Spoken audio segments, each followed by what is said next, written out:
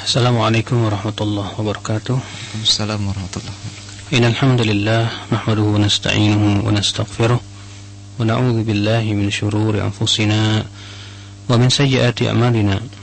Man yahdihillahu fala mudilla lahu wa man yudlil fala hadiya lahu. Wa asyhadu an la ilaha illallah wahdahu la syarika lahu wa asyhadu anna Muhammadan abduhu wa rasuluh. Amma ba'd. Ayyuhal ikhwatul Islam, a'azani Allah wa iyyakum. Kita melanjutkan kajian kitab Halil Muslim Mulzamun bittiba'i madhhabin muayyan minal madhahibil arba'ah. Qala al-'abdu dha'iful ma'sumi, berkata hamba yang lemah, innal qawl biluzumi iltizami madhhabin muayyan mabniun 'ala al-muqtadayat as-siyasiyyah wat-tatawurat az-zamaniyyah wal-aghrad an-nafsaniyyah. Kata beliau, sesungguhnya pendapat yang mengharuskan berpegang kepada satu madhab di zaman dahulu kala itu didasarkan kepada kepentingan-kepentingan politik dan tujuan-tujuan pribadi. Sebagaimana kama la yakhfa 'alal 'aqil khabir bitawarikh, sebagaimana tidak tersembunyi kepada orang-orang yang berakal dan orang-orang yang faham tentang sejarah di masa lalu. Sebab kalau kita perhatikan munculnya madhab Abu Hanifah, Abu Hanafiyah dan yang lainnya, itu sangat dibantu oleh para khalifah yang pada waktu itu mereka mewajibkan rakyatnya untuk di atas satu madhab, sehingga akhirnya seperti ini membantu tersebarnya fanatik terhadap madhab itu. Sebagaimana di zaman Imam Malik, ketika khalifah di zaman itu hendak mewajibkan kepada manusia untuk di atas madhab Imam Malik, akan tetapi Imam Malik menolak. Kemudian beliau berkata, "I'lam, ketahuilah, annal madhhab al-haqq al-wajib adh-dhahabu ilaih." Bahwa madhab yang benar, yang wajib untuk kita pegang dan ikuti adalah madhabu Sayyidina Muhammadin Rasulullah sallallahu alaihi wasallam. Ia adalah madhab Muhammad sallallahu alaihi wasallam, sayyid kita, junjungan kita, Nabi sallallahu alaihi wasallam. Wa huwal imamul a'zam al-wajibul ittiba'. Beliaulah imam yang wajib kita ikuti. Karena sesungguhnya beliau ini tidak pernah berucap dari hawa nafsunya. Wa ma yantiqu 'anil hawa in huwa illa wahyun yuha. Tidaklah ia berucap dari hawa nafsunya, akan tetapi ia adalah semata-mata wahyu yang Allah wahyukan kepadanya. Sehingga apa yang diucapkan oleh Rasulullah SAW tidak mungkin salah. Karena wahyu itu tidak mungkin salah, karena ia berasal turun dari Allah Rabbul Alamin. Thumma madhhabu khulafa'ir rasyidin radhiyallahu anhum.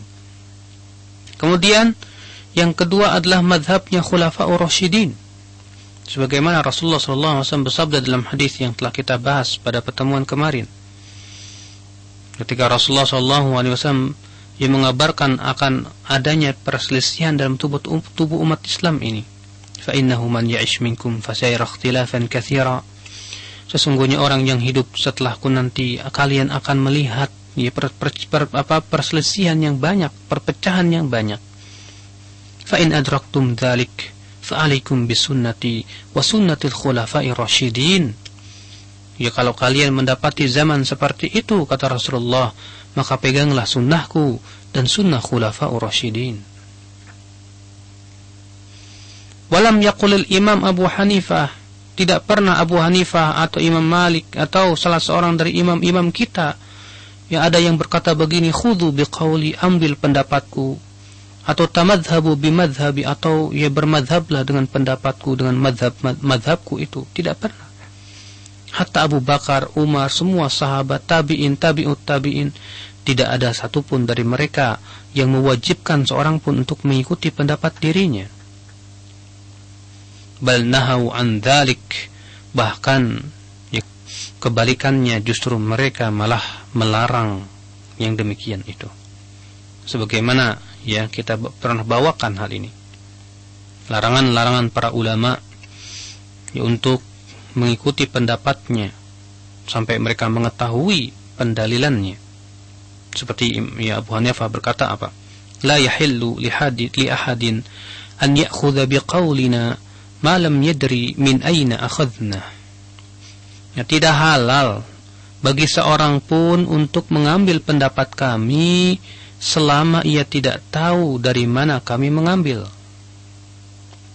Ya. Nah, ini yang dinyatakan oleh para ulama-ulama kita. Tidak ada satupun dari mereka yang mewajibkan bahwa kalian harus ikut mazhab saya. Famin aina ja'at hadhil madhahib, kalau begitu dari mana datangnya mazhab-mazhab ini? Walimadha sya'at wa alzamat ala dhimamil muslimin, dan mengapa tersebar dan diharuskan ya untuk dipegang oleh kaum muslimin? Ya. Kalau bukan dari kepentingan-kepentingan politik, kalau bukan dari kepentingan-kepentingan pribadi. Fatadabbar wa ta'ammal. Cobalah perhatikan, ya. Coba tadabburi. Annaha ma sya'at illa ba'da khairil qurun. Munculnya mazhab-mazhab itu, kata beliau, tidaklah terjadi kecuali setelah 3 generasi yang utama. Wa ma'azamat illa minal umara al-ghashimin, dan tidaklah ya berpegang atau mewajibkan satu mazhab itu terjadi kecuali ketika para ulama-ulama zalim itu yang mewajibkannya kepada kaum muslimin, atau para pemimpin-pemimpin yang jahil, atau bahkan ulama-ulama yang menyesatkan ya, mereka berfatwa akan wajibnya memegang suatu mazhab. Akhal iman a'azzani Allah wa iyyakum. Padahal yang dipegang oleh sahabah, tabi'in, tabi'ut tabi'in, bahkan imam yang 4, kewajiban mereka adalah ya tiada lain mengikuti Al-Quran dan Sunnah. Siapa saja pendapat yang berdasarkan Al-Quran dan Sunnah, itulah yang harus dipegang. Dan siapa saja pendapat yang menyimpang dari Al-Quran dan Sunnah, maka itu harus dibuang sejauh-jauhnya. Berkata Ad-Dahlawi, Waliullah Ad-Dahlawi, seorang ulama India, dalam risalah beliau Al-Insaf, halaman 68. I'lam anna an-nasa kanu fil mi'atil ula wa thaniyah غير مجمعين على التقليد لمذهب واحد بعينه.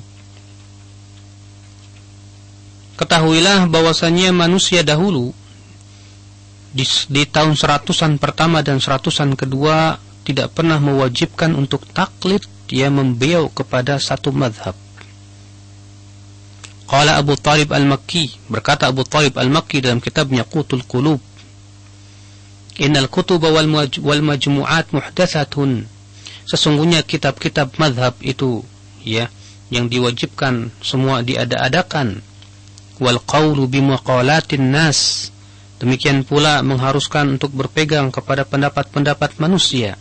Wal futya bimadhhabil wahid minan nas, atau berfatwa dengan satu mazhab saja. Wattikhadhu qawlihi wal hikayah lahu fi kulli syai'.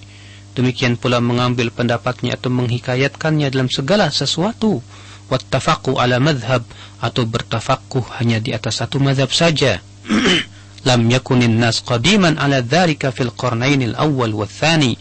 Itu tidak pernah dilakukan oleh ya generasi yang pertama, di generasi yang pertama dan kedua. Ya. Tidak pernah terjadi. Akan tetapi kemudian setelah 200-an ya ke sana, hadatsa fihim syai'un min at-takhrij. Muncullah ya sedikit dari takhrij, yaitu ya mengeluarkan furu'-furu' atau cabang-cabang daripada suatu madhab, yang kemudian mereka yang mewajibkan kepada manusia harus berpegang kepada satu madhab. Ghairu anna ahli al-mi'ati rabi'ah, akan tetapi kata beliau, ya ulama-ulama di zaman 400 tahunan, ya itu tidak pula mereka bersepakat untuk mewajibkan taklid yang murni kepada satu mazhab saja, atau bertafakuh kepada satu mazhab saja, ya sebagaimana terlihat bagi orang-orang yang memperhatikannya. Bal kana an-nasu ala darajatain, ya kan, tetapi manusia itu pada waktu itu ada dua derajat. Yang pertama ulama, yang kedua orang-orang awam, ya. Wa kana min khabaril ammah, di mana kabar para orang awam annahum kanu fil masail al-ijma'iyah allati la ikhtilafa fiha bainal muslimin aw bain jumhuril mujtahidin la yuqalliduna illa sahib asy-syar'i. Ya, di mana orang-orang awam dahulu, kata beliau, ya dalam masalah-masalah yang sifatnya ijma', yang tidak diperselisihkan di antara kaum muslimin, atau itu pendapat mayoritas mujtahidin, mereka tidak pernah bertaklid kecuali kepada pemilik syariat ini. Dahulu mereka mempelajari sifat wudu, mandi, hukum-hukum sholat, zakat dari ayah-ayah mereka dan ulama-ulama yang ada di negeri mereka. Ya, apabila terjadi suatu permasalahan, mereka pun langsung minta fatwa kepada siapa saja dari mazhab manapun juga. Sebagaimana dikatakan oleh Ibnul Humam dalam kitabnya ya At-Tahrir, kanu yastaftuna marratan wahidan wa marratan ghairu multazimina muftiyan wahidan. Dahulu mereka minta fatwa, terkadang kepada seorang ulama, terkadang kepada yang lainnya, namun mereka tidak mengharuskan harus berfatwa kepada seorang mufti saja. Ya.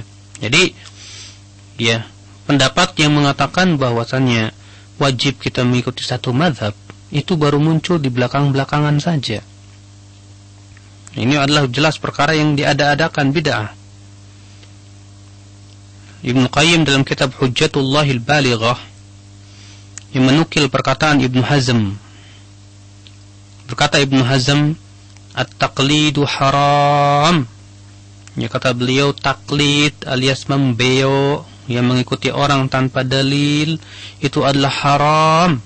ولا يحل لأحد أن يأخذ قول أحد غير رسول الله صلى الله عليه وسلم بلا برهان. Tidak halal, kata beliau, bagi seorang pun untuk mengambil pendapat seorang manusia selain Rasulullah sallallahu alaihi wasallam dengan tanpa dalil.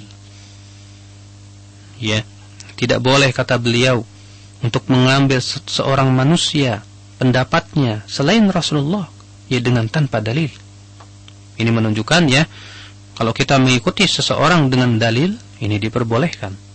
Ya, karena ia telah keluar dari definisi taklid menuju kepada ittiba. Liqaulihi ta'ala, ini berdasarkan firman Allah Subhanahu wa ta'ala. Ittabi'u ma unzila ilaikum min rabbikum wa la tattabi'u min dunihi awliya. Ikuti apa yang diturunkan kepada kalian dari Rabb kalian, dan jangan kalian mengikuti selainnya wali-wali, ya selain Allah Subhanahu wa ta'ala. Allah Subhanahu wa ta'ala juga berfirman, wa idza qila lahum ittabi'u ma anzalallah, ya apabila dikatakan kepada mereka ikuti apa yang Allah turunkan, apa kata orang-orang musyrikin itu? Qalu bal nattabi'u ma alfayna alaihi aba'ana, kami lebih mengikuti apa yang kami dapati dari ayah-ayah kami. Ya, jadi orang-orang musyrikin itu lebih berpegang kepada tradisi nenek moyang ya daripada dia berpegang kepada ya apa yang Allah Subhanahu wa ta'ala turunkan. Makanya akhi a'azani Allah wa iyyakum, bila umat Islam di Indonesia ini masih lebih mempertahankan tradisi, walaupun itu sama sekali tidak walaupun itu bertentangan dengan Al-Quran dan Sunnah, berarti mereka telah bertasyabuh, menyerupai ya orang-orang musyrikin yang mereka itu lebih berpegang kepada pendapat bapak-bapak mereka dan nenek moyang mereka. Wa qala madihan liman lam yuqallid, Allah Subhanahu wa ta'ala juga berfirman memuji orang yang tidak melakukan taklid. Allah berfirman dalam surat Az-Zumar ayat 18, "Fabashshir ibad," maka berikan kabar gembira kepada hamba-hambaku, yaitu siapa? Alladzina yastami'una al-qawla fayattabi'una ahsanah, yaitu mereka yang mendengarkan perkataan wahyu ini, perkataan, lalu mereka mengikuti yang paling baik. Ulaika alladzina hadahumullah, merekalah yang Allah berikan hidayah kepada mereka. Wa ulaika hum ulul albab, merekalah orang-orang yang mempunyai pikiran, kata Allah Subhanahu wa ta'ala. Di sini Allah Subhanahu wa ta'ala menyuruh memberikan kabar gembira kepada hamba-hamba yang bagaimana sifatnya, yaitu yang mendengarkan sabda Rasulullah, yang mendengarkan firman Allah Subhanahu wa ta'ala, lalu ia mengikuti yang terbaik. Merekalah yang Allah berikan hidayah, kata Allah. Ini menunjukkan bahwa orang-orang yang tidak mau mendengar dalil dan lebih mengikuti pendapat manusia tidaklah diberikan oleh Allah hidayah. Dan mereka bukanlah orang-orang ulul albab, sebagaimana yang difahami dari ayat tersebut. Allah juga berfirman, "Fa in tanaza'tum fi syai' farudduhu ila Allahi war Rasul in kuntum tu'minuna billahi wal yaumil akhir." Kalau kalian berselisih dalam segala sesuatu, baik dalam masalah dunia maupun masalah akhirat, masalah agama, masalah apa saja, karena syai' di sini nakirah, sedangkan nakirah itu tufidul umum, menghasilkan makna yang umum, baik masalah agama maupun masalah dunia. Berarti bagaimana? Kembalikan kepada Allah dan Rasulnya. Karena apa? Karena segala sesuatu telah dijelaskan oleh Al-Quran dan hadis. Kembalikan apa hukumnya combro misalnya, kembalikan kepada Allah dan Rasulnya. Ternyata Allah mengatakan bahwasannya pada asalnya yang berhubungan dengan masalah dunia itu halal selama tidak memberikan mudarat kepada manusia. Kembalikan kepada siapa? Kepada Allah dan Rasulnya, bukan kepada satu madhab atau madhab siapapun dari ulama ini. Tidak pula dikembalikan kepada masing-masing, tidak. Akan tetapi farudduhu ilallahi war Rasul, kembalikan kepada Allah dan Rasul. Berarti kewajiban kita ketika kita melihat perselisihan ulama, kewajiban kita melihat mana yang lebih kuat dalilnya.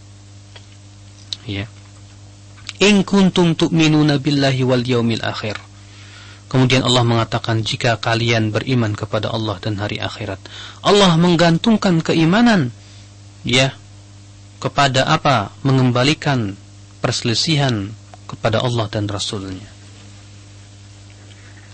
Jika kalian beriman kepada Allah dan hari akhirat, artinya kalau kalian tidak beriman kepada Allah dan hari akhirat, berarti kalian tidak mengembalikannya kepada Allah dan Rasulnya. Artinya kalau kalian mengembalikan kepada pendapat manusia, kepada tokoh, kepada tradisi, berarti kalian tidak beriman kepada Allah dan hari akhirat. Falam yubihillahu ta'ala radda inda tanazu' ila ahadin dunal Qur'an was sunnah.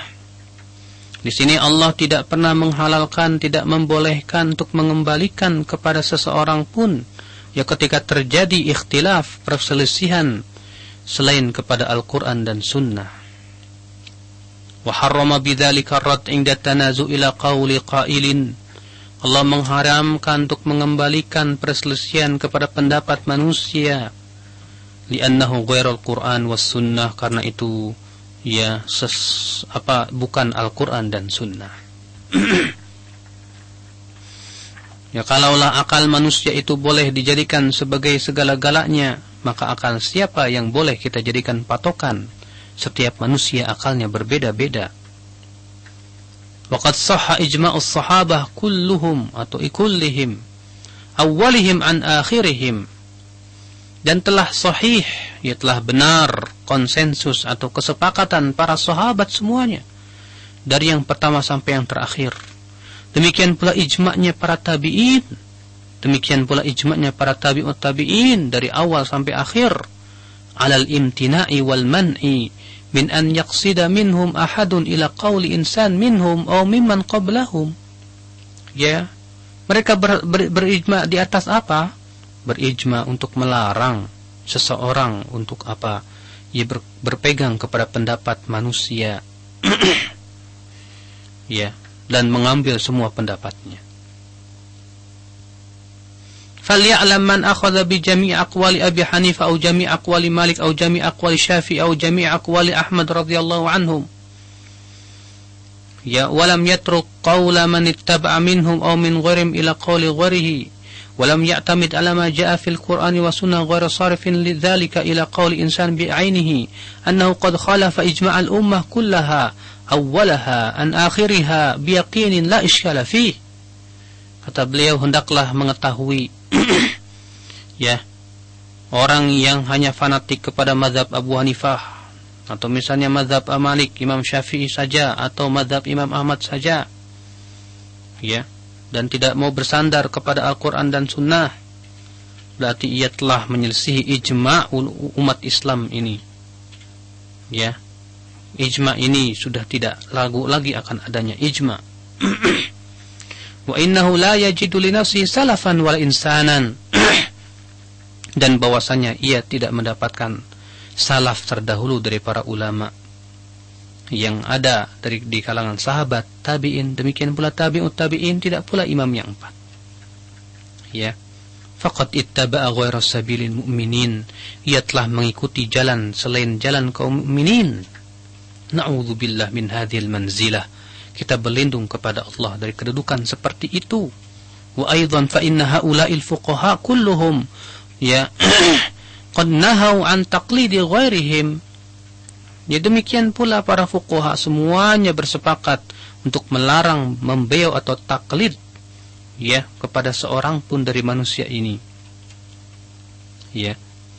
Akhul Islam a'azani Allah wa iyyakum. Makanya yang terdapat dalam kitab-kitab mutaakhirin yang terakhir ya, seperti dalam sebagian kitab yang dipelajari oleh orang-orang di Indonesia ini, terutama di pesantren-pesantren modern, ada pendapat yang mewajibkan harus berpegang pada satu madhab. Ketahuilah ia adalah pendapat yang menyeleneh, yang bertolak belakang dengan ijma' para sahabat, tabi'in, tabi'ut tabi'in, demikian pula imam yang empat ya, di mana mereka tidak pernah mewajibkan untuk mengikuti pendapat satupun dari manusia ini. Akhal iman a'azani Allah wa iyyakum. Wal ajab min haula'il muqallidin li hadhihi al madahib al mubtadi'ah asy-sya'i'ah wal muta'assibin laha.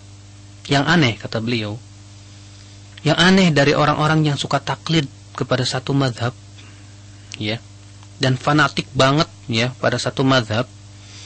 Fa inna ahadahum yatba'u ma nusiba ila madhhabihim ma'a bu'dihi 'anid dalil. Ya, di antara mereka ada yang mengikuti sesuatu yang dinisbatkan kepada madhabnya padahal sangat jauh dari dalil, bahkan bertentangan dengan dalil. Ya, yang lebih ngerinya lagi apa? Ternyata madhabnya tidak berkata demikian. Dinisbatkan kepada satu madhab yang dia pegang, dikira itu madhabnya, padahal setelah diperiksa dalam kitab-kitab para ulama, misalnya madhab Syafi'iyah, ternyata mereka menentangnya. Ya, aneh bin ajaib. Wa ya'taqiduhu ka'annahu nabiyyun mursal, bahkan dia meyakini seakan-akan ia adalah nabi yang diutus. Wa hadza na'yun 'anil haqqi wa bu'dun 'anis shawabi, jelas ini ya sama saja menjauh dari kebenaran dan sangat jauh ya dari al-haq. Ikhwatul Islam, berapa banyak di Indonesia ini perkara-perkara yang dinisbatkan kepada madhab Syafi'iyah ya, atau dilakukan oleh orang-orang yang mengaku di atas madhab Syafi'iyah, namun ternyata setelah kita periksa dengan teliti ya, pertama mereka tidak di atas dalil, bahkan yang kedua ya madhab Syafi'iyah itu sendiri berlepas diri dari mereka. Ini akibat dari apa? Akibat dari taklid, Pak. Ya, membeo tanpa mau melihat ya kepada apa hakikatnya. وقد شاهدنا وجربنا أن هؤلاء المقلدين يعتقدون أن إمامهم يمتنع على مثله الخطأ. Dan sungguh, kata beliau, kami sudah menyaksikan dan merasakan sendiri pengalamannya bahwa orang-orang yang suka taklid itu meyakini katanya kiai mereka, imam mereka itu enggak mungkin salah. Ya. Wa anna ma qalahu huwa shawab al-batta, dan apa yang dikatakan oleh imamnya itu benar. Oh, ini kan wali. Hati-hati, yang namanya wali itu ngomongnya enggak sembarangan, katanya begitu. Di dadanya ada malaikat. Allahul musta'an wal itiklan. Wa admara fi qalbihi annahu la yatruku taqlidahu wa in dhahara ad-dalilu ala khilafih. Ya, bahkan ia tidak mau meninggalkan taklid walaupun ternyata jelas tegas ada dalil yang menyelisihinya. Ya, itu mah katanya ya hadisnya orang Muhammadiyah. Itu mah katanya ya dalilnya orang Wahabi. Itu mah katanya dan yang lainnya. Padahal tegas itu adalah sabda Rasulullah yang diriwayatkan dengan sanad-sanad yang sahih. Namun karena tidak sesuai dengan mazhab mereka dan begitu sangat fanatiknya mereka kepada mazhab yang ia pegang, yang ia yakini itu sebagai sebuah kebenaran, namun mereka tidaklah di atas sesuatu yang kokoh. Akibatnya apa? Mereka tolak dalil sekalipun itu adalah hadis yang dikeluarkan oleh Bukhari dan Muslim. Akhal Islam, a'azani Allah wa yakum. Sungguh keadaan seperti ini persis ya dengan sebuah hadis yang dikeluarkan oleh Tirmidzi dari Adi bin Hatim, di mana ya Rasulullah sallallahu alaihi wasallam membaca ayat ittakhadhu ahbarahum wa rubanahum arbaban min dunillah. Mereka menjadikan ulama-ulama dan ahli ibadah mereka sebagai tandingan selain Allah. Lalu kemudian Adi bin Hatim yang tadinya orang Nasrani masuk Islam, ia berkata, ya Rasulullah, innahum ma kanu ya'budunahum.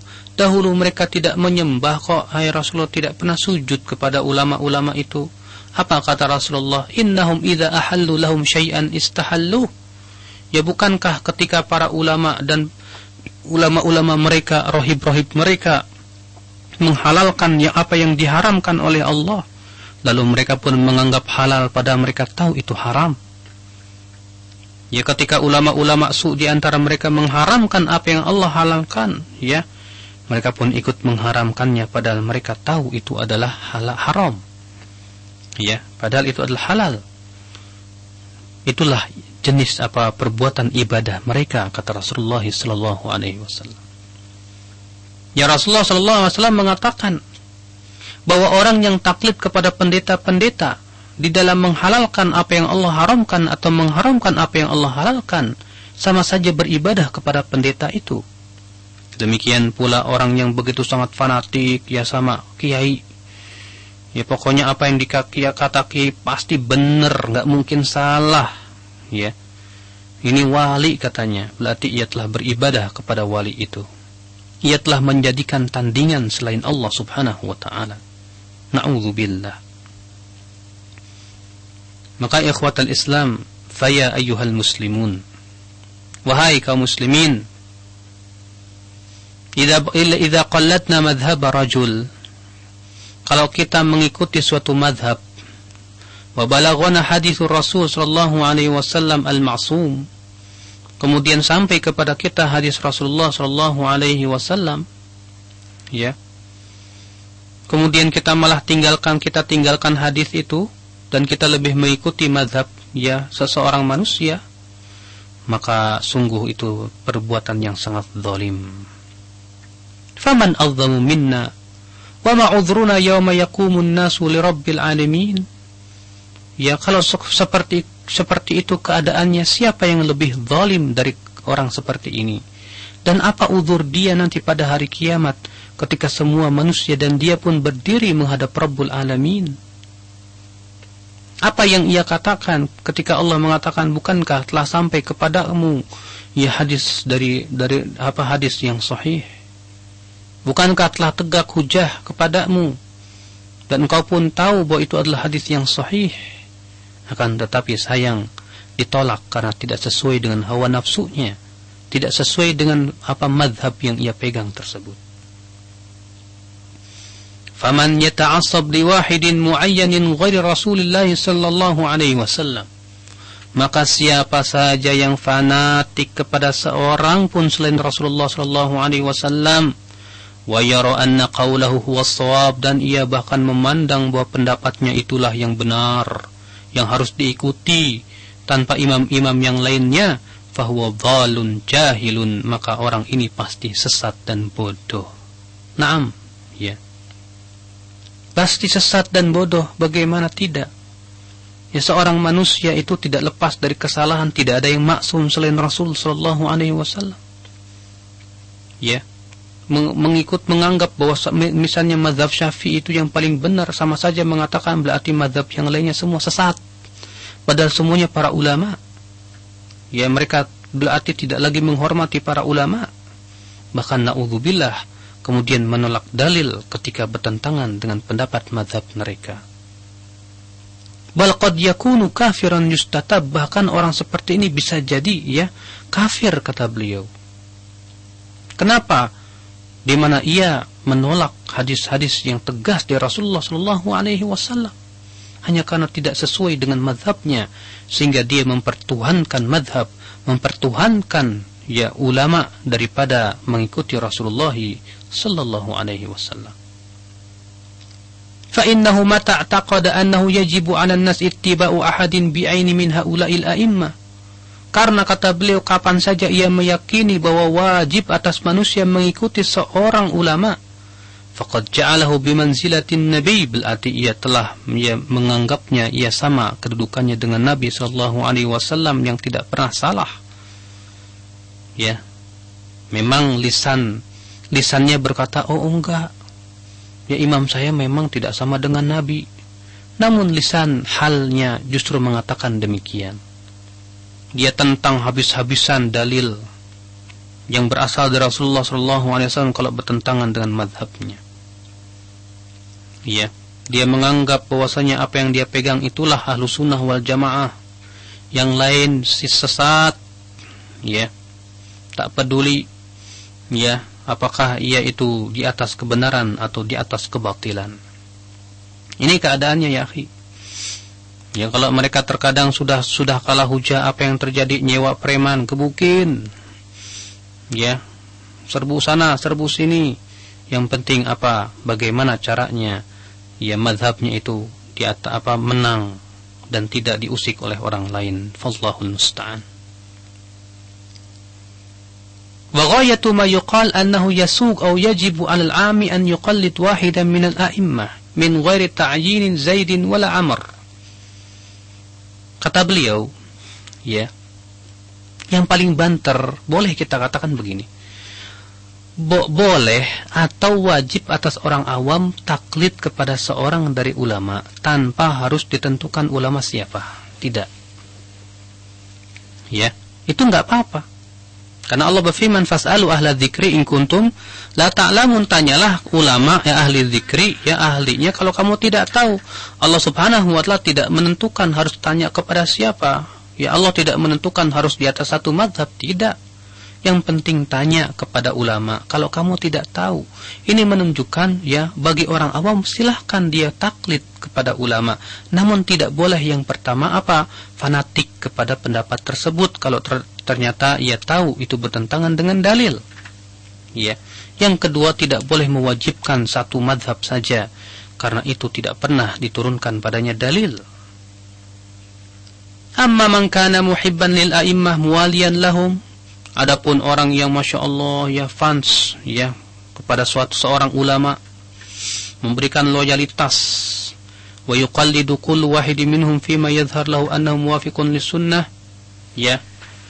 Ya, adapun orang yang mencintai para ulama, maaf ya, kata beliau, adapun orang yang mencintai para ulama, memberikan loyalitas kepada para ulama, lalu ia taklid mengikuti kepada salah seorang dari mereka, ya pada apa-apa yang tampak kepadanya bahwa ia sesuai dengan sunnah, maka ia telah berbuat baik.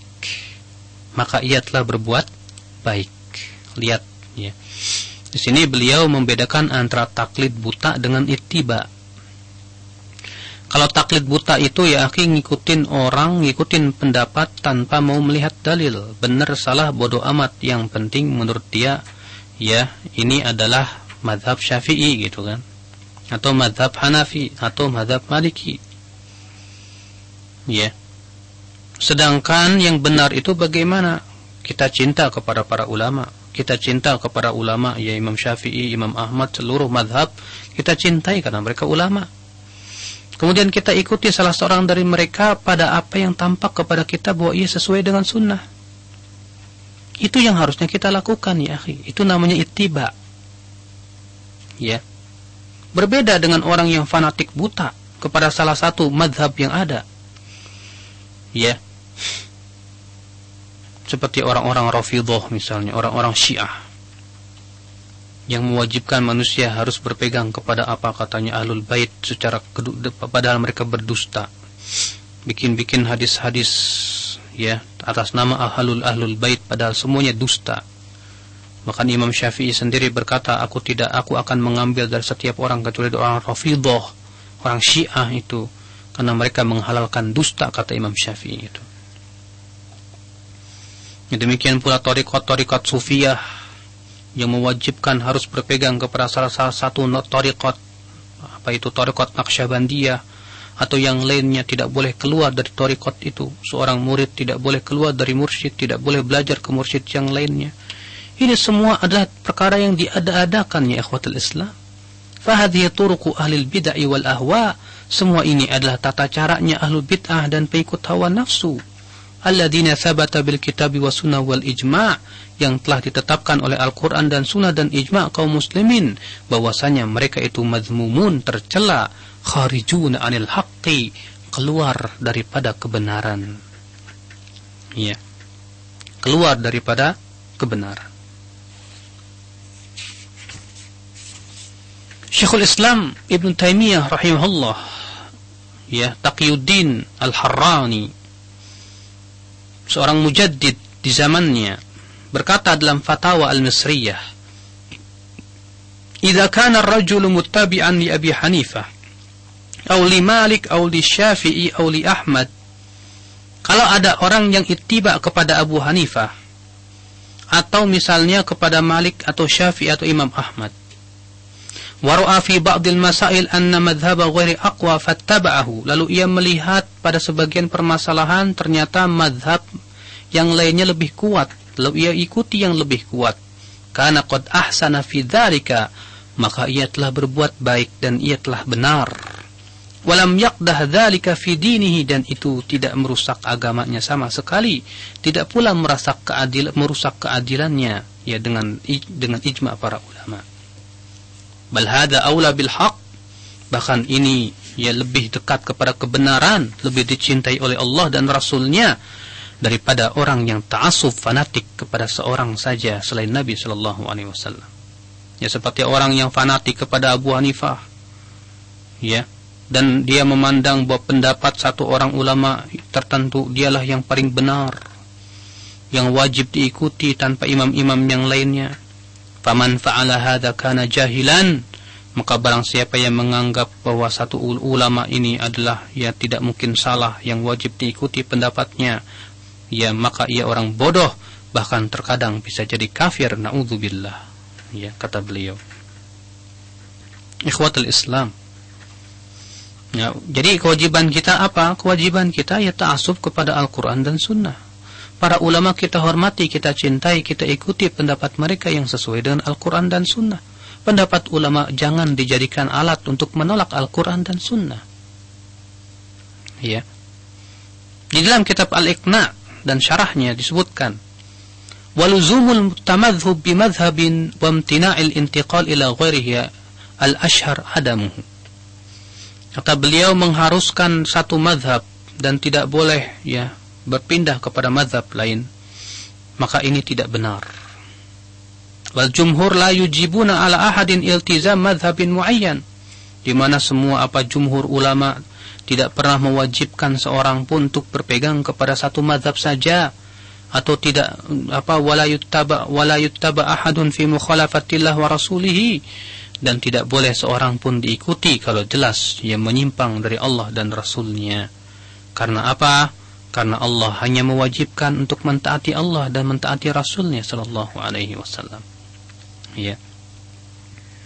Man aujaba taqlida imamin bi'aini. Dalam kitab Al-Insaf yang ditulis oleh Taqiyuddin Ibnu Taimiyah, ia berkata, barang siapa yang mewajibkan harus ikut satu imam, maka orang seperti dimintai taubatnya. Kalau tidak, maka ia dibunuh oleh imam, oleh para ulama, pemerintah.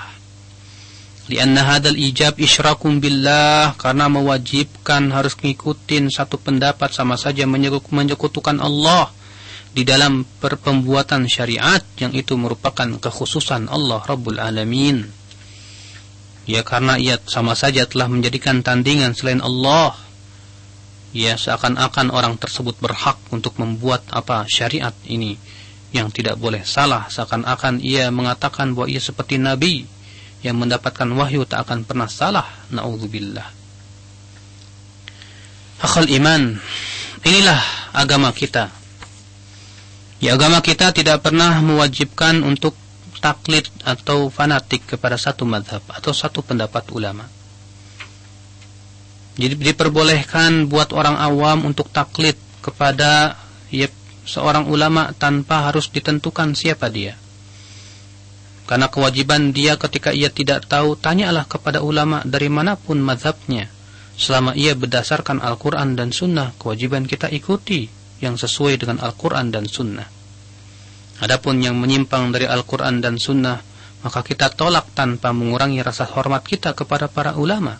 Karena para ulama itu telah berijtihad. Siapa yang benar dapat 2 pahala, siapa yang salah dapat 1 pahala. Adapun kita yang mengikutinya ketika tahu itu salah, maka ketika kita mengikutinya kita tidak dapat pahala, yang ada adalah dosa. Ini saja yang bisa sampaikan. Mudah-mudahan ikhwatul Islam semakin menambah kepada kita wawasan tentang bagaimana tata cara kita ini beragama kepada Allah dan Rasulnya, di mana kewajiban kita adalah hanyalah fanatik kepada Allah dan Rasulnya. Nah, Taib ikhwatul Islam, untuk selanjutnya kita buka sesi tanya jawab bagi Anda yang mau bertanya di line telepon 8236543, atau bagi antum bisa juga melalui pesan singkat di 088887631110, atau juga yang menyimak melalui radio streaming, kami persilakan via chatting. Kita angkat untuk yang pertama dari penelpon. Assalamualaikum. Halo. Halo. Ya, terputus. Bagi Anda kembali yang mau bertanya di line telepon 8236543. Oke, assalamualaikum. Halo. Kayaknya ada kerusakan. Iya. Baik, kami mohon maaf. Untuk selanjutnya kita akan angkat pertanyaan dari Bapak Indra di Bekasi yang melalui pesan singkat. Ustadz, banyak anggapan dari orang yang bermanhaj salaf itu taklid kepada ulamanya. Yang jadi pertanyaan kami, apakah perbedaan antara taklid dan ittiba, dan betulkah apa yang menjadi anggapan masyarakat tersebut? Pertama, akhi, salafiyah atau salaf itu adalah, salafi itu adalah nisbat kepada para sahabat, tabi'in dan tabi'ut tabi'in. Ya, kita tidak pernah mewajibkan seorang untuk taklid kepada seorang pun manusia. Karena taklid itu ada 2 macam atau 3 macam. Ada taklid yang wajib, ada taklid yang boleh, dan ada taklid yang haram. Taklid yang haram itu yang bagaimana, Mak? Taklid yang haram itu kalau kita ngikutin satu pendapat, lalu kita tahu bahwa pendapat itu adalah salah dan bertentangan dengan dalil, maka pada waktu itu wajib kita, maka pada waktu kemudian ia terus mengikuti pendapat itu, maka ini jelas taklid yang haram. Ya. Yang kedua adalah taklid yang wajib. Itu bagi mereka, bagi orang yang awam, tidak faham dan tidak, kalau mereka langsung memahami Al-Quran dan Sunnah pasti bakalan salah. Kenapa? Karena tidak punya alat untuk memahami Al-Quran dan Sunnah. Kewajiban dia adalah mengikuti ulama tanpa ditentukan ulama siapa. Yang penting dia tanya, dan tidak boleh mengharuskan di atas satu mazhab. Ya. Taklid yang boleh yang bagaimana? Yaitu bagi mereka yang mampu untuk berijtihad kemudian kepepet. Ya, dia diharuskan untuk menjawab pada waktu itu juga, sementara dia belum sempat untuk merujuk, akhirnya dia bertaklid kepada seorang ulama yang lain yang mujtahid juga. Nah sekarang ya kalau dikatakan ya Ahlus Sunnah wal Jamaah atau Salafiyun ya suka taklid kepada ulamanya, tidak lepas dari tiga tadi.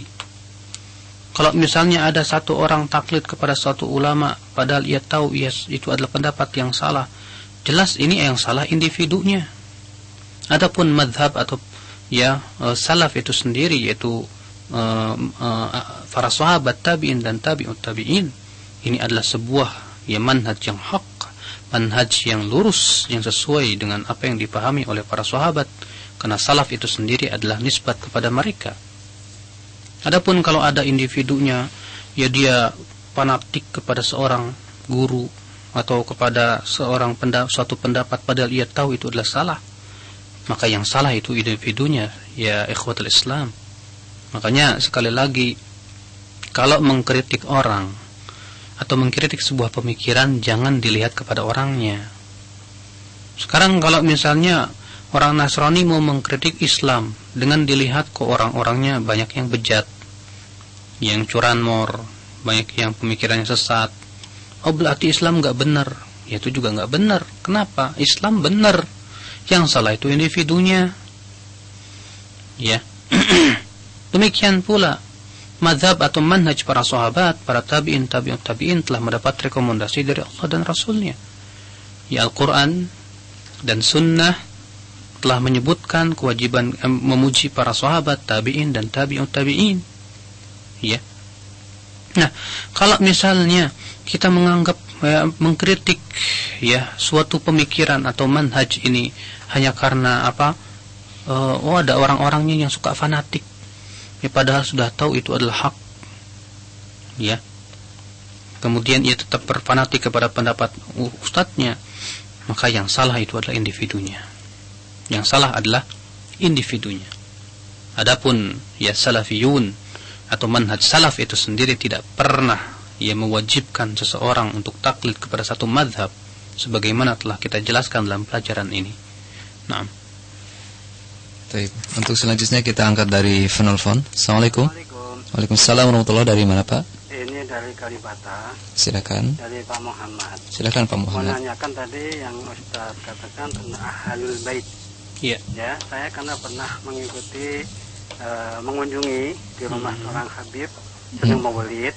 Iya. Nah, dia di rumah Habib itu, dan dia mengatakan kita harus taat kepada ahli bait. Nah, yang dimaksud ahli bait itu siapa sebenarnya? Saya belum tahu itu. Mohon dijelaskan. Iya. Terima kasih Pak. Pertama Pak, kita akan memberikan definisi ahlul bait adalah keluarga Rasulullah SAW. Ya, disebut keluarga masuk padanya istri, anak, ayah, paman. Ini adalah ahlul bait. Akan tetapi kemudian orang-orang Syiah memasukkan dan mengeluarkan ahlul bait semau mereka dengan hujah-hujah yang sangat lemah sekali. Mereka mengatakan katanya Aisyah bukan ahlul bait, padahal Aisyah istri Rasulullah SAW. Bahkan istri yang paling dicintai oleh Rasulullah SAW adalah Aisyah radhiyallahu anha. Tapi mereka tidak mengakui Aisyah sebagai ahlul bait. Ya, katanya Aisyah kafir. Na'udzubillah. Ya. Ini tentu semua pendapat-pendapat yang batil ini sangat yang bertentangan dengan hadis-hadis yang sahih. Makanya ahlul bait itu adalah keluarga Rasulullah. Ini yang dimaksud dengan ahlul bait. Yang kedua, bahwasannya ahlul bait adalah bukan manusia, bukan nabi dan bukan pula rasul. Pendapat mereka kita ikuti apabila sesuai dengan Al-Quran dan Sunnah, dan pendapat mereka kita tolak apabila tidak sesuai dengan Al-Quran dan Sunnah. Ya. Sering kali terjadi antara Aisyah ataupun ya pendapat sahabat ya dengan yang lainnya, di mana tidak ada satupun sahabat yang mewajibkan taklid kepada ahlul bait ya tanpa Allah dan Rasulnya, tidak. Jadi ya kewajiban kita betul mencintai ahlul bait, namun cinta kita itu harus bagaimana? Cinta kita ya karena keimanan dan ketakwaan mereka kepada Allah Subhanahu wa taala. Ya. Cinta kita bukan berarti kemudian malah mensucikan mereka dari kesalahan atau menganggap mereka sebagai nabi dan rasul yang tak pernah salah, yang maksum. Ini jelas ya sama saja mensejarkan mereka dengan Allah dan dengan Nabi sallallahu alaihi wasallam yang tidak pernah salah. Ini batil. Akal Islam azani Allah wa iyyakum. Makanya orang-orang yang zaman sekarang ngaku ahlul bait, ya baik itu Habib ataupun yang lainnya, ya kita lihat perbuatannya sesuai tidak dengan Al-Quran dan Sunnah. Ini dia Imam Syafi'i. Imam Syafi'i itu dia keturunan dari Quraisy. Beliau ini tidak pernah mewajibkan seorang pun untuk mengikuti pendapat, padahal beliau itu termasuk Alawiyyin. Ya, Imam Syafi'i itu termasuk Alawiyyin, Alawi. Ya, dari keturunan Ali bin Abi Thalib. Ya, dari keturunan ya Alawiyyin. Kalau orang Indonesia menyebutnya habaib. Ya. Ternyata tidak pernah beliau mewajibkan untuk mengikuti pendapatnya. Makanya apabila Habib-Habib itu sesuai dengan Al-Quran dan Sunnah, kita ambil, kita ikuti. Tapi kalau tidak sesuai dengan Al-Quran dan Sunnah, kita tolak. Ya, adapun mereka kemudian bawakan hadis-hadis tentang keutamaan Ahlul Bait, na'am, kita katakan Ahlul Bait Rasulullah, keluarganya Rasulullah yang dahulu memang diberikan keutamaan karena mereka beriman dan bertakwa kepada Allah dan mentaati Allah dan Rasulnya. Akan tetapi siapa saja dari Ahlul Bait yang tidak mentaati Allah dan Rasulnya, bahkan ia keluar daripada ketaatan kepada Allah dan Rasulnya, maka orang seperti ini tidak perlu kita hormati. Nah.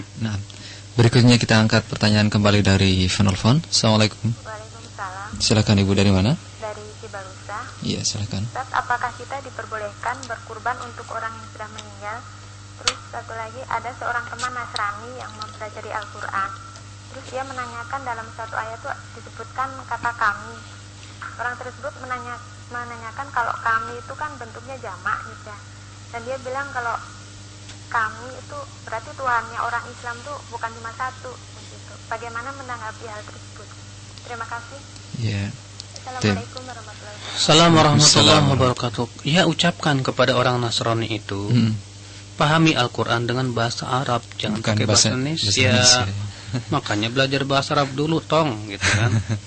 Ya, mau mempelajari Al-Quran kemudian dibaca artinya, dipahami dengan bahasa Indonesia, ya akhirnya jadi bakalan jelimet, susah. Tidak sebagaimana kitab suci mereka ya. Betul. Yang sudah tidak memiliki bahasa aslinya. Iya, sebab kami dalam bahasa Arab dimutlakan dalam rangka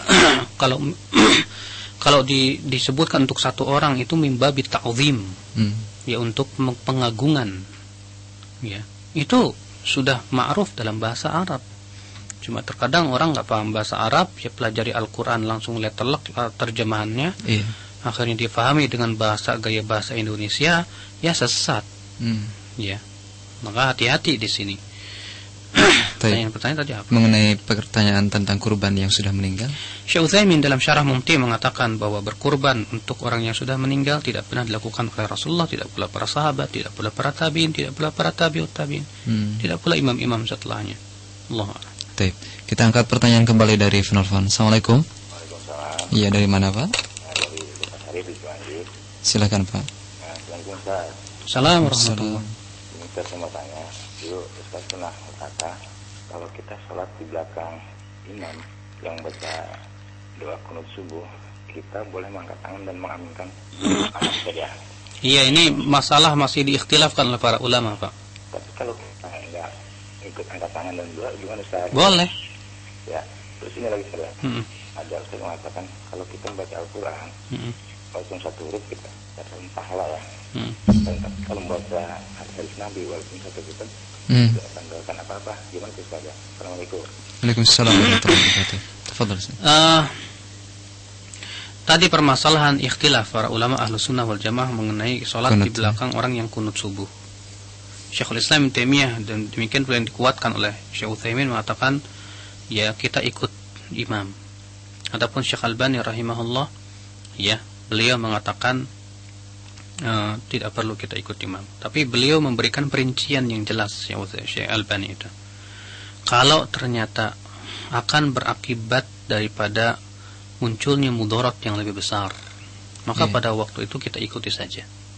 Ya kita ikut mengangkat tangan. Nah ini pendapat tampaknya yang wajih. Ya kita melihat kepada mudaratnya. Kalau ternyata itu mudarat, dimana kalau kita tidak ikut yang menyebabkan akan menimbulkan banyak dampak negatif, maka kita lebih baik ikuti. Tapi kalau ternyata ya tidak akan terjadi mudarat, orang juga tidak menggubris, maka lebih bagus tidak kita ikuti. Karena dalil-dalil ataupun yang berhubungan dengan kunut subuh ini imma dhaif atau sahih tapi tidak sharih. Ya.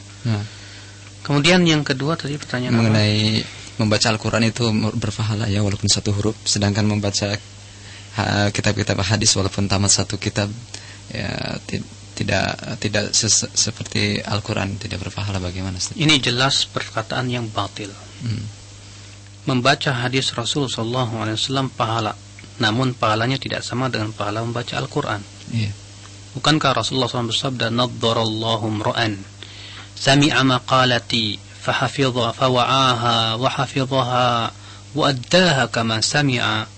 Semoga Allah memberikan cahaya kepada wajah seseorang yang mendengarkan sabdaku, lalu ia memahaminya, lalu ia mempelajari, menghafalkannya dan menyampaikannya. Ya, namun pahalanya berbeda dengan Al-Quran. Kalau Al-Quran satu hurufnya 10, kalau hadis tidak.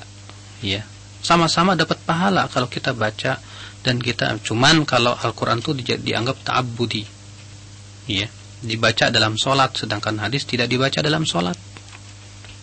Jadi ya kita membaca hadis dan mempelajari hadis pahalanya besar di sisi Allah Subhanahu Wa Taala.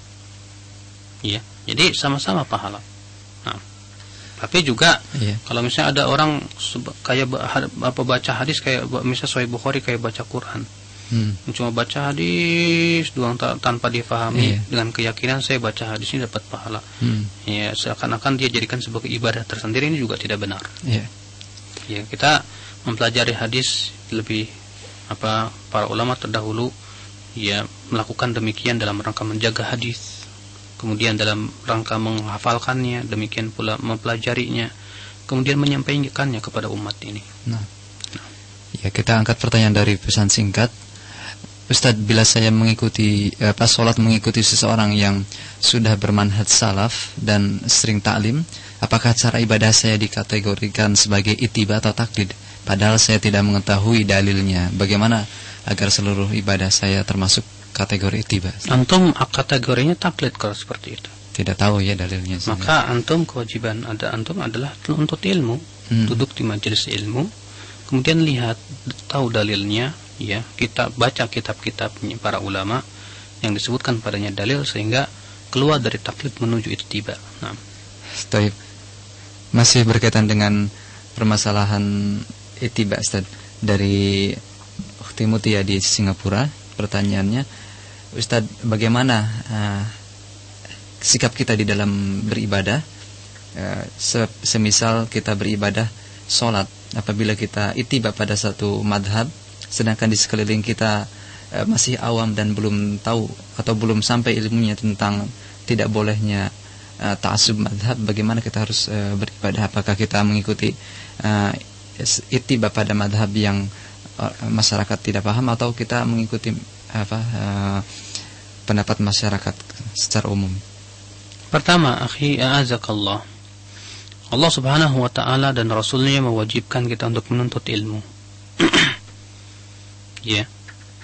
Dengan menuntut ilmu seseorang berusaha untuk mengetahui dalil-dalil ibadah yang ia lakukan. Setiap manusia wajib dia menuntut ilmu Allah Subhanahu wa taala. Ya. Dan kewajiban menuntut ilmu pun juga berbeda-beda derajatnya.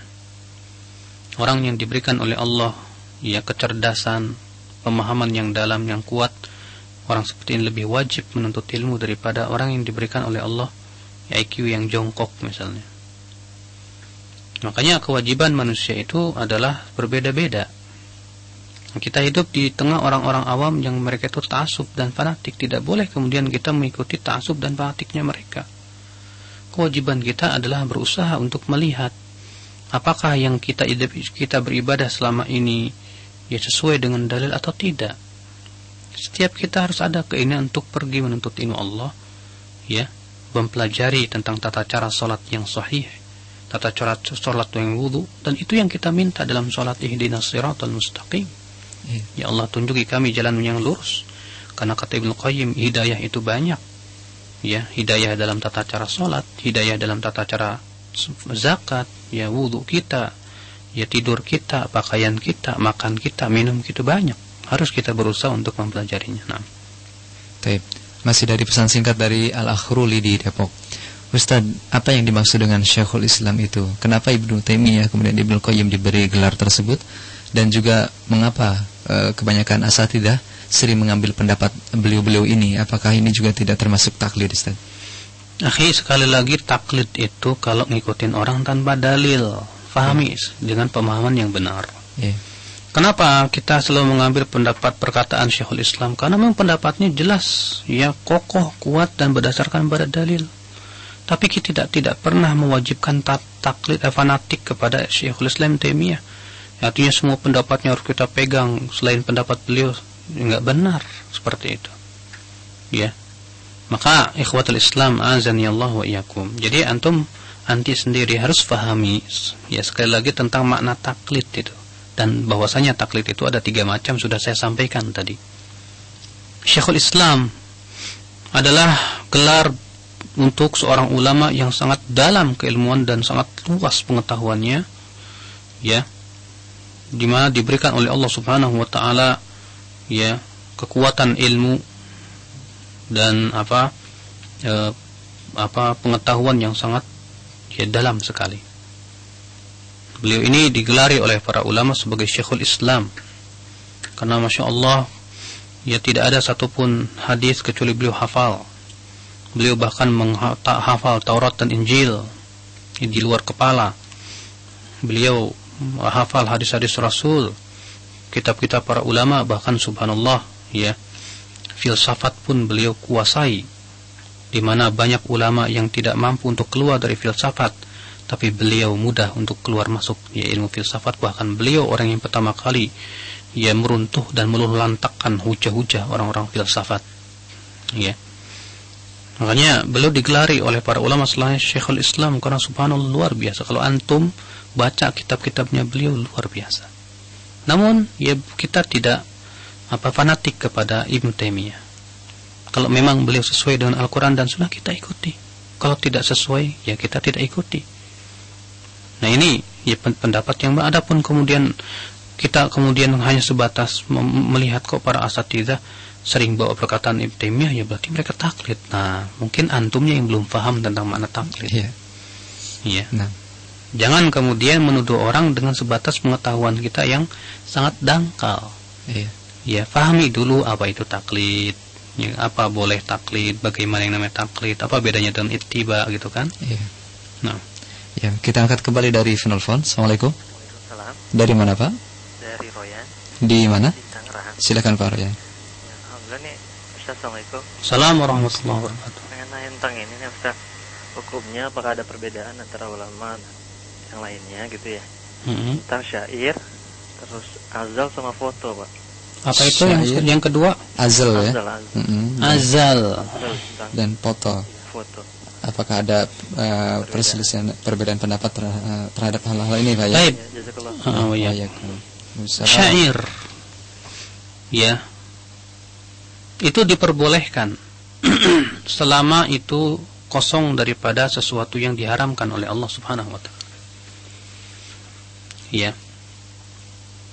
Adapun ghina beda lagi dengan syair.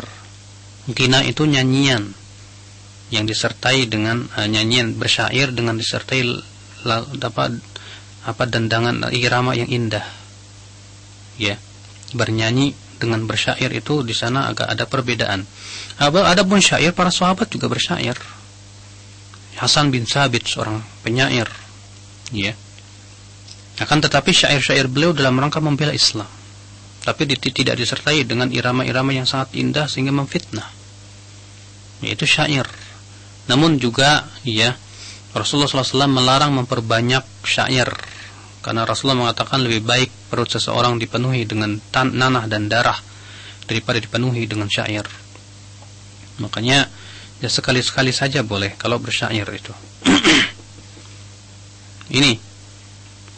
Adapun nasyid yang ada, ini bukan syair, namanya nyanyian. Dia bernyanyi, ya, dengan suara-suara yang sangat diindah-indahkan. Lebih-lebih ya tasyabuh dengan orang Nasrani di gereja-gereja mereka. Ya, ada suara 1 dan suara 2 kor. Kemudian bikin lagi grup nasyid yang ini tidak pernah dilakukan Rasulullah, wala sahabat, wala tabi'in, wala tabi'ut, padahal mereka adalah para pujangga, para penyair yang sangat ya kuat ya dalam bahasa Arabnya. Ini ikhwatul Islam semua diada-adakan. Kemudian azal itu boleh. Ya, azal itu boleh. Ya, azal artinya mengeluarkan mani di luar kemaluan wanita. Ya, kalau memang ternyata si wanita tersebut ya istrinya mengizinkan, kan ini berhubungan dengan hak ya istrinya. Adapun foto, maka khilaf di zaman sekarang ini. Sebagian seperti Syekh Albani, Syekh bin Baz mengatakan foto itu haram, kecuali untuk darurat seperti foto untuk KTP ataupun yang sifatnya mau tidak mau harus ya, sesuatu yang harus. Adapun Syekh Utsaimin mengatakan boleh-boleh saja. Yang saya contoh kepadanya bahwa foto itu ya kalau untuk digantung dan yang lainnya dipajang, ini jelas tidak diperbolehkan. Ya, ini tidak diperbolehkan karena itu bisa mengusir syaitan dari rumah kita. Ya, dan ikhwatul Islam azani Allah wa iyyakum, tidak boleh kita bermudah-mudahan dalam masalah seperti ini, karena ini ya ditakutkan kita masuk kepada apa yang diharamkan oleh Allah dan itu masuknya syubhat. Nah, kita angkat kembali dari penelpon. Assalamualaikum. Waalaikumsalam. Silakan. Assalamualaikum Pak Ustaz. Assalamualaikum warahmatullahi wabarakatuh. Jadi Pak Ustaz menyinggung tentang aliran Naksabandiyah ya. Saya minta dijelaskan tentang aliran Naksabandiyah karena saya pernah melihat di daerah Sumatera ya, nggak usah saya sebutin daerahnya, ada di situ. Cuman saya nggak tahu itu alirannya bagaimana gitu. Saya mau dijelaskan. Kemudian yang kedua, saya pernah menemui selebaran Pak Ustaz ya yang berisinya hanya orang-orang Yahudi saja yang tidak suka dengan hari kelahiran Rasulullah. Nah kita ini yang tidak pernah memperingati Maulidan dan lain sebagai ulang tahun itu dianggap sebagai orang Yahudi. Ada Ustadz mengatakan begitu. Nah saya mau menjelaskan Pak Ustadz ya karena ini rancu. Banyak orang yang jadi salah kaprah memahaminya. Saya mohon penjelasannya. Jazakumullah. Assalamualaikum warahmatullahi wabarakatuh. Waalaikumsalam warahmatullahi wabarakatuh. Memang demikian ya, akhi. Ya. Syaitan ketika ingin melariskan sebuah perkara yang mungkar itu dihiasi ya perbuatan tersebut dan menuduh orang yang tidak melakukannya sebagai orang-orang yang jahat. Lihat saja orang Amerika atau orang yang lainnya, ya orang-orang kafirin yang tidak suka kepada Islam. Ya, apa mereka berusaha memberikan kesan bahwa orang yang berjenggot di atas mata kaki itu teroris, sehingga orang menjadi takut terhadap sunnah Rasul sallallahu alaihi wasallam yang namanya janggut dan di atas mata kaki. Padahal itu adalah sunnah Rasul atau yang diajarkan atau bahkan diwajibkan oleh Rasulullah sallallahu alaihi wasallam terhadap para lelaki. Ya, demikian sekarang ya diberikan opini bahwasannya orang yang tidak suka kepada kelahiran Rasulullah SAW itu hanyalah Yahudi. Saya katakan benar. Siapa saja yang tidak suka dengan kelahiran Rasulullah SAW, maka ia adalah hanya orang-orang Yahudi. Karena semua kita menyukai kelahiran Rasulullah SAW. Yang tidak kita sukai adalah merayakannya. Nah, kan beda antara menyukai kelahiran Rasulullah dengan menyukai merayakan kelahiran Rasulullah. Ya kalau kelahiran Rasulullah semua kita bergembira, alhamdulillah, karena ini sebuah karunia yang agung, keutamaan yang agung. Ya, kita semua bergembira. dengan lahirnya Rasul yang mulia alaihi salatu wassalam. Ya.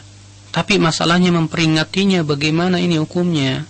Coba lihat ada enggak dalil dari Al-Qur'an dan Sunnah, juga perbuatan dari para sahabat, tabi'in, tabi'ut tabi'in dan imam yang 4. Ya. Makanya kalimat-kalimat seperti ini yang sering dilontarkan terkadang menipu orang awam. Ya, kalimatul haq yuradu bihil batil. Kalimat yang hak tapi diinginkan darinya adalah kebatilan. Ya, barang siapa yang tidak menyukai kelahiran Rasulullah, tidak ada yang membenci kelahiran Rasulullah kecuali orang Yahudi. Betul, saya katakan begitu. Ya, orang Islam pasti suka dengan lahirnya Rasulullah, sahih.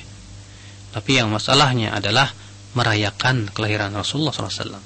Kalau itu tidak pernah dirayakan, kenapa kita harus rayakan? Kalau itu tidak pernah dilakukan oleh para sahabat, tabi'in, tabi'ut tabi'in, tidak pula imam yang 4, kenapa kita merayakannya? Apakah kita ini lebih tahu dari mereka, atau kita yang sok tahu? Ini jadi permasalahan. Ya, sedangkan Rasulullah SAW sangat benci kepada setiap perkara yang bid'ah. Ya, tentu kita pun wajib membenci apa yang dibenci oleh Rasulullah sallallahu alaihi wasallam.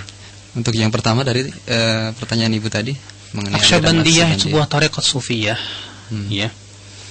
Yang saya sendiri belum mempelajari secara khusus, ya, tentang masalah tarekat. Yang jelas kebanyakan tarekat sufiyah mempunyai ciri yang sama, di mana mereka mewajibkan untuk mengikuti mursyidnya dan mempunyai gaya zikir yang khas. Setiap tarekat itu yang mempunyai wirid-wirid yang berbeda dengan tarekat-tarekat yang lain. Diambil dari syekh pendirinya. Iya, betul. Mereka menganggap bahwa yang namanya wali itu maksum dari kesalahan. Ya, mereka menganggap bahwa mimpi wali itu adalah hujjah dan dalil. Ya, ini adalah tarekat sufiyah. Ya, tentang masalah sufi, coba antum baca kitab yang berjudul Darah Hitam Tasawuf dan kitab Sejarah Hitam Tasawuf. Dua buku itu sangat bagus sekali yang ditulis oleh Dr. Ihsan Ilahi Dhahir. Ya, beliau langsung rujuk kepada kitab-kitabnya. Nah, iya. Kita cukup ya sampai di sini. Nah. Ya, ini saja yang bisa sampaikan. Subhanakallah bihamdik, asyhadu alla ilaha illa anta, astaghfiruka wa atubu ilaik. Wassalamualaikum warahmatullahi wabarakatuh. Waalaikumsalam warahmatullahi wabarakatuh. Ikhwatul Islam, azanillahu iyyakum. Demikian kajian kita untuk pagi hari ini dari kitab Halul Muslim Mulzamun